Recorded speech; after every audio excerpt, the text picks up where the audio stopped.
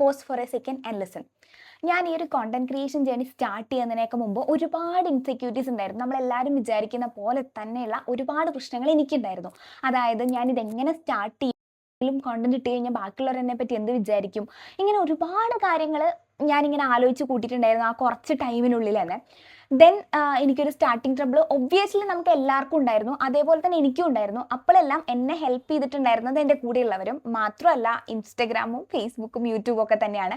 കാരണം നമ്മുടെ മനസ്സറിഞ്ഞുകൊണ്ട് നമുക്ക് ചില റീൽസൊക്കെ നമ്മുടെ ഫീഡിലോട്ട് വരില്ലേ, അങ്ങനെ ഉണ്ടായിരുന്നു.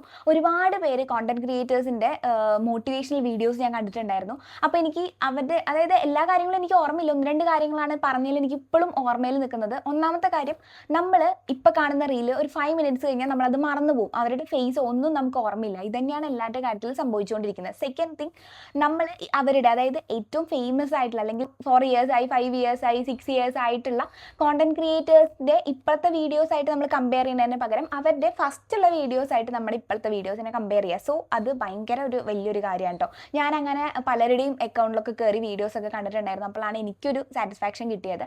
സോ ഇതിപ്പോൾ ഞാൻ കോണ്ടന്റ് ക്രിയേഷൻ്റെ കാര്യം മാത്രമാണ് പറഞ്ഞത്. ഇത് നിങ്ങൾക്ക് ഏതൊരു കാര്യമാണെങ്കിലും, നിങ്ങൾ എന്ത് കാര്യമാണോ ഇതേപോലെ ഒരു ഐസ് ബ്രേക്കിംഗ് കിട്ടാതെ നിൽക്കുന്നത്, അങ്ങനെയുള്ള എല്ലാ കാര്യങ്ങൾക്കും നിങ്ങൾക്ക് അപ്ലിക്കബിൾ ആയിട്ട് ഇരിക്കണം.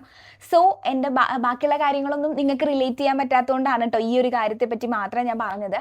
അപ്പോൾ എനിവേ, സ്റ്റേ ട്യൂൺ. കുൾഗുരു. ശുക്രിയ.